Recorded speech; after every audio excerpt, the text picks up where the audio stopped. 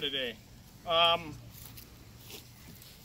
The leadership that's been shown by the board of Southview 2 has been amazing. Mike Rath, Grant Moody. Is Grant here?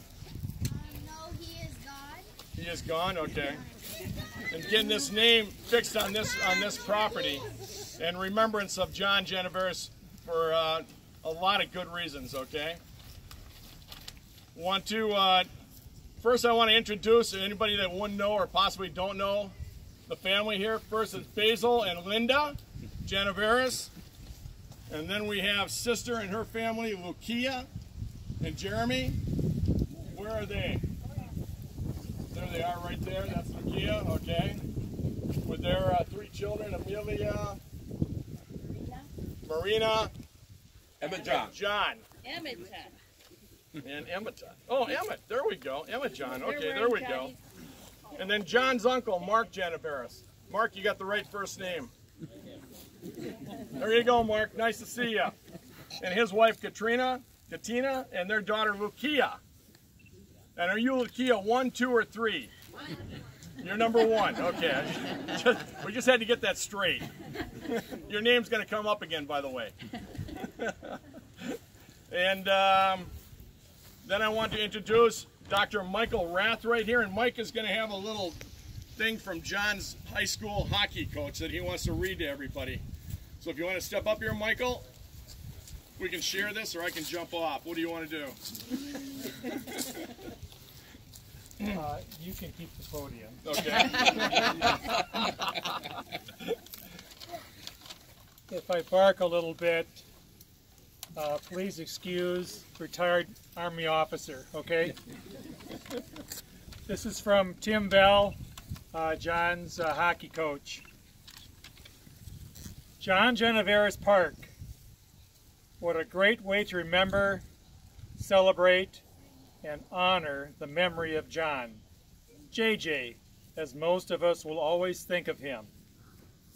It is a testament to the lasting impact he had on us all that we are here, 23 years later, still talking about him as if he were in the next room. JJ not wanting to hear what he had to say, but nodding his head in agreement. JJ loved to play more than anyone, and play anything. Boot hockey, real hockey games, soccer, baseball, one-on-one competition with anyone who dared. He wasn't one to ever back down to a challenge. His spirit is what I remember most. Always alive, outwardly eager to meet any challenge, even if inwardly he might have been a little apprehensive. We never knew it because he gave it his all, and we are better for it. As we grow older, we wonder about the legacy we will leave behind. Not something you do as a 15-year-old boy with your whole life in front of you. You are simply living for the moment, not years down the road. John never got to know, realize, or even wonder about his legacy. I think his legacy lives in all of us and all who remember him. His smile, his caring for his family, and his ability to make the most of what he was given. Today is a small part of his legacy. I think JJ would have called us all crazy if we told him one day that a park with no name across the street would have his name on it. And yet, I can't think of a more fitting, amazing way to honor a person who could have made a living out of playing than to christen this park with his name. Thanks, JJ, for so many lasting memories packed in such a short span of amazing years. Coach Bell.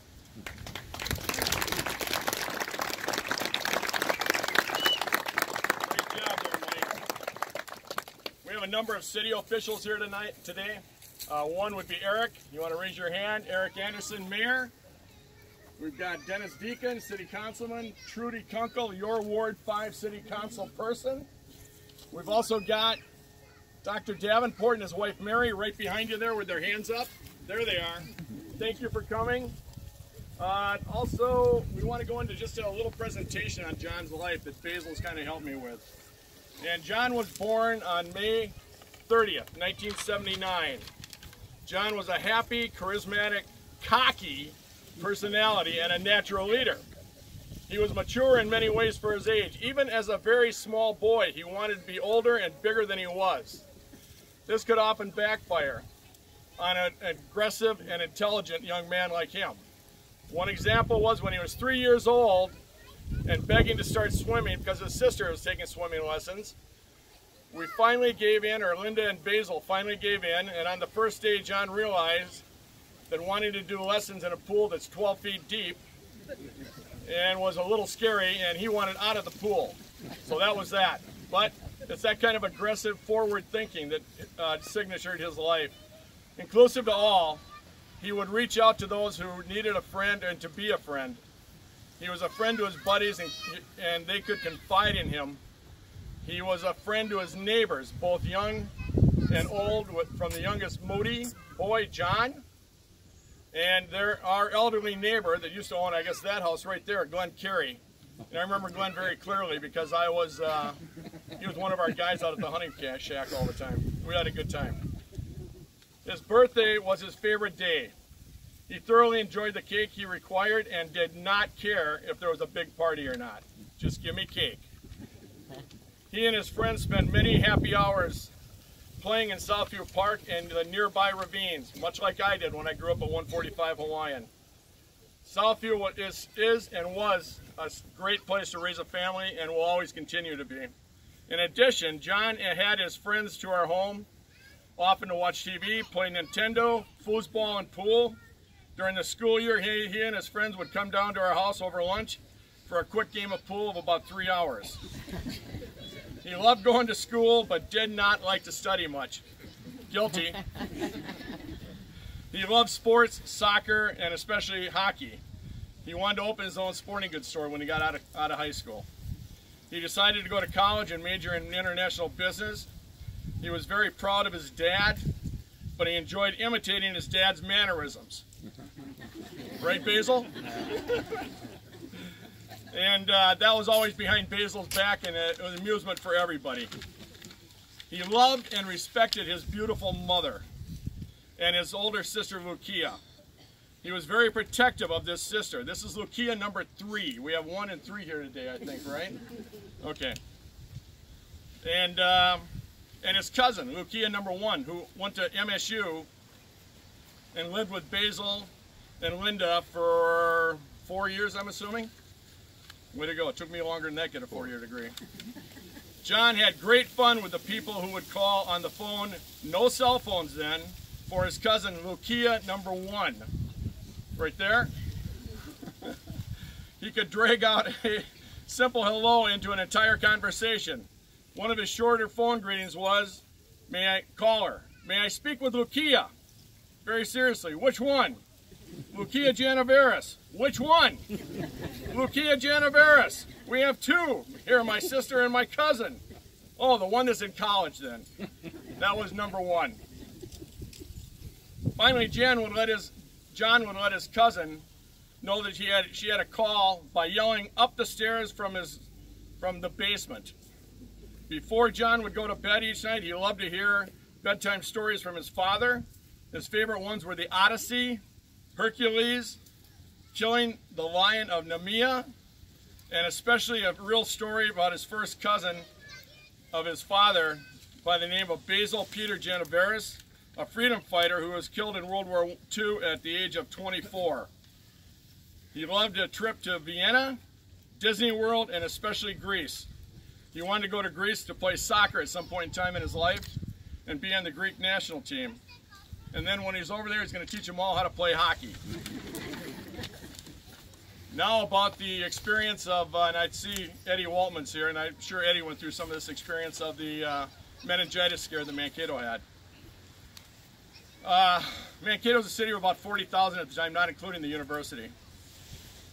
We had a fight against a deadly outbreak of bacterial meningitis. It was hoped that the information presented here will help one understand the nature of the disease encountered, to understand the extent of the disease, requirements to fight the disease, and appreciate how well organized the efforts of the citizens of a community and state can be in a time to help us. In January 1995, it became clear that there was a dangerous microorganism threatening the city of Mankato. The bacterium was finally diagnosed as Neisseria meningitis, was identified as the causative agent of the meningitis cases that were appearing. 8 confirmed cases, 1 presumptive case, and 1 of the 8 confirmed cases, they were all people under the age of 18. There was 1 64-year-old person that ended up getting it also. Tragically, there was 1 man, John Janavaras, who we're here to honor today, that succumbed to the disease. What happened? Mankato came to a point where it had to mobilize. Once the diagnosis was confirmed, the new cases appeared in Mankato, began to organize to combat the threat. Health personnel, myself included, pharmacists, doctors, everybody had to get involved. That knew anything about the particular organism from one person, from the transmission from one person to the next. To a large extent, upon close and frequent contact among individuals, therefore children, faculty, staff, administrative personnel in the schools, as well as other people who work or live closely with one another, closed surroundings were known to be at more risk on a relative basis than the others. There's a minimal risk of acquiring the particular infection by simply visiting an area, for example. After more than 1 isolated case occurred, however, health officials opted to perform general immunizations in order to be extra cautious. Subsequently, health department officials, medical, city, school personnel, and the community in general rapidly arranged for a massive effort to disseminate factual information and to immunize the population of the city. A commercial pharmaceutical firm called Conant Laboratories was contacted, which had many thousands of doses of Neisseria meningitis vaccine immediately available, and this was part of the information concerning who has vaccine is rapidly available through health-related networks pre-established for just such an emergency. Now it's time for Mankato to take some action. News releases were sent to Mankato from the State Health Department to be certain that everyone had factual information of what the situation was at the time. Local newspapers, radio and television, and city officials quickly organized to make periodic announcements to explain the necessity for becoming immunized, the location and schedule of immunization clinics to whom to report, and local schools and National Guard base here in Mankato rapidly organized to open their doors as temporary immunization clinics. The entire school system worked with children, parents, to try to calm their fears, to provide transfer of factual information, and to help explain to them what was happening. First of all, school-aged children who were located at the site of the first reported case were immunized. The families were immunized. The faculty and staff in that area were immunized. That would be West High School. And then the families of the staff were immunized. Subsequently, all school-aged children were immunized, and later the general community in order of risk.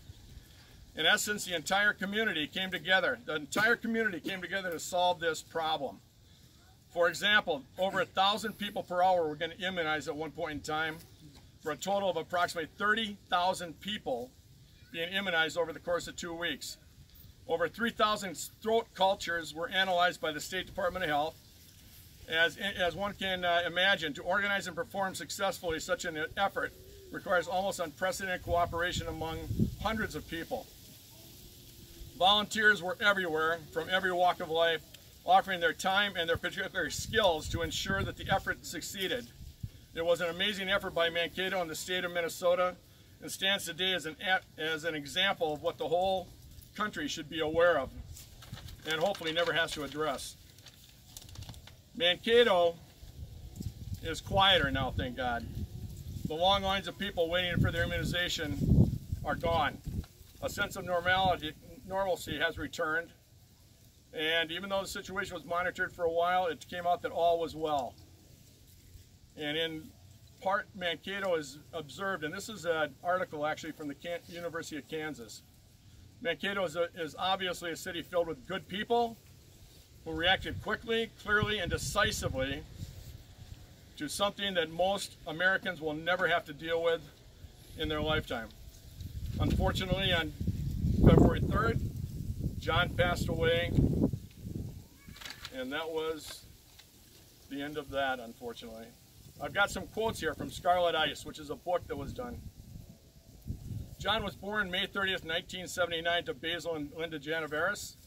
In Mankato, he attended Jefferson Grade School, and at the time of his death, he was a sophomore at Mankato West High School. He was a center on the Mankato West High School Scarlets football team, and he played summer soccer in the United League. He attended the Youth in Government program through the YMCA, and also attended Concordia Language Village, studying German and Russian. He enjoyed playing, especially liked visiting the homeland of his father, Greece. He also sang in the junior choir at Bethlehem Lutheran Church. Just a note, a girl who knew John attended the funeral was a student at West. Her name is unknown to the family to this day. 2 weeks after the service, she sent an anonymous letter penned in exquisite cursive, which you don't see anymore, to the Janavaras family. A paragraph of it read, "John always came across as a guy of pure and true happiness.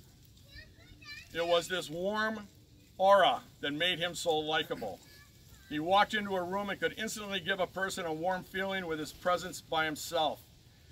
I have never met a person with so many true friends and caring family members." In the words of Scarlet coach Mike Carrolls, JJ was fearless. He'd hit and he was willing to be hit. He was competitive and he was a happy and positive guy. Jay Lang on July 10th, 2011. We played hockey together our whole life. John sat 3 lockers down from me. I missed him positively. He was one of the few guys who gave 100% all the time on the hockey rink. John's another one from, it's not probably Basil.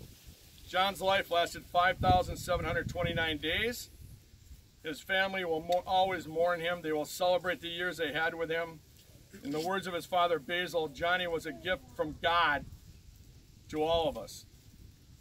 Not perfect by any means, but he had some very fine human qualities: caring, loving, full of life and mischief. John's art would have pleased the ancient Greeks, who believed that living becomes noble when someone's life tames the savageness of man and makes a gentle the life of the world.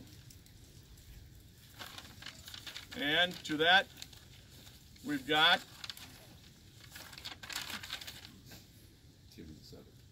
Glenn's comments.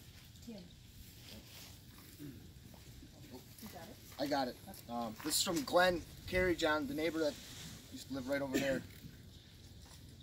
I knew a lad 4 years old with a twinkle in his eye and a smile from ear to ear. I knew a lad 5 years old who came into my house dressed as a skeleton on Halloween. The twinkle and smile were increasing.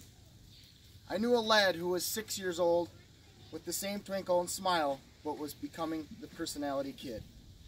I knew a 9-year-old. Wow, what a boy. The twinkle now turned to a sparkle.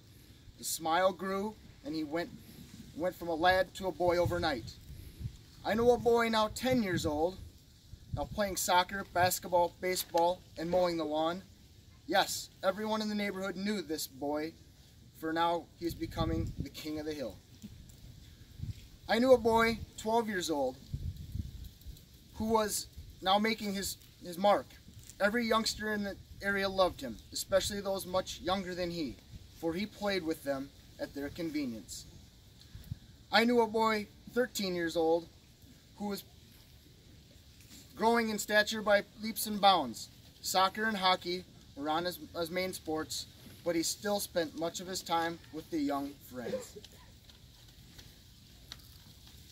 Hope I don't have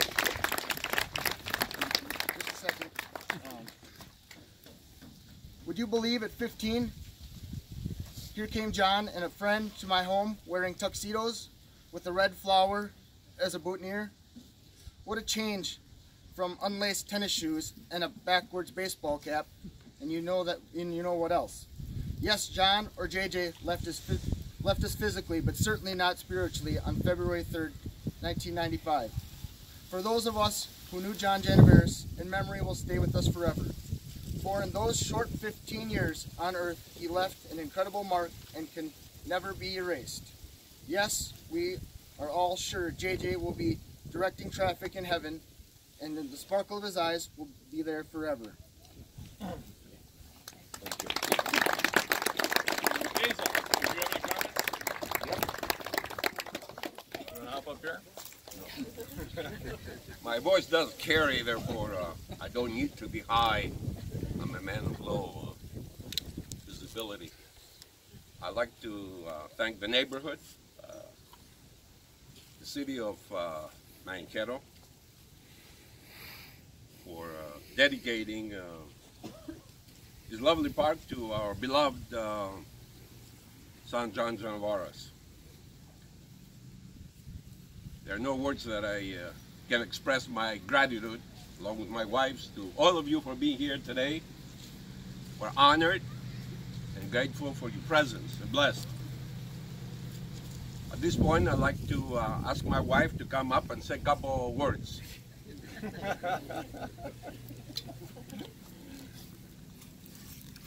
I also want to thank you all.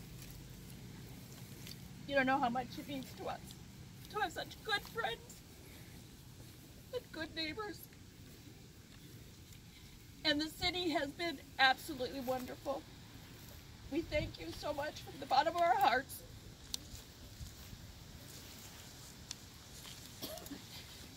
Let Basil talk. Thank you, Linda. I know there are a number of John's friends here and teammates, and I would like to ask him to please come up here. I'd like to recognize them and thank him personally. John's teammates, come on up.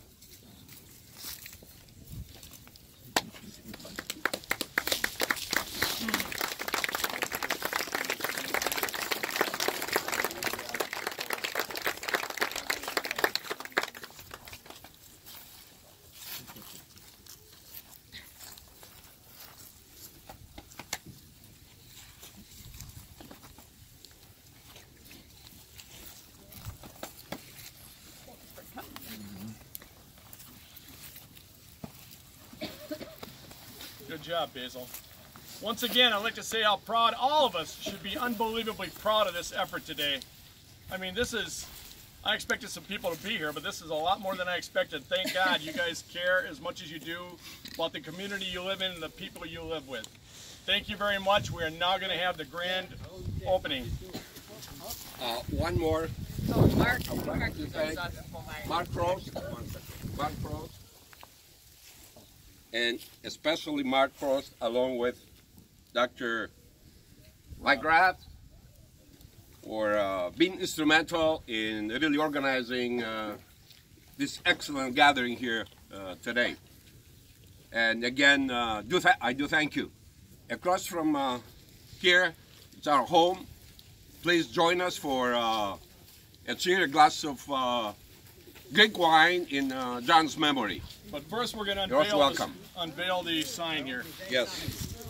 He wanted to say something here. Oh, go ahead, go ahead. Mark, I can hear you. This one, all Greek hymn, they say, how beautiful it is to be human if you are human. And John, he was excellent human. Thank you.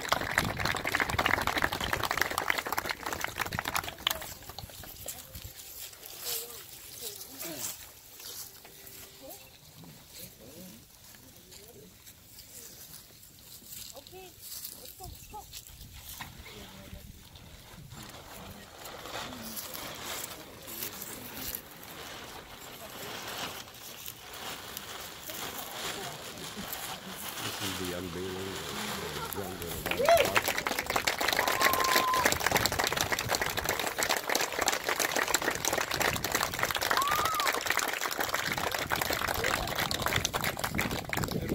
note, that is a beautiful sign. This is also going to be a tree planted in John's memory. The city has a program called Trees for Life, and that Tree for Life, that'll be there forever, hopefully. And it'll also have a little plaque on the bottom stating whatever Basil and Linda wanted to state about John's life.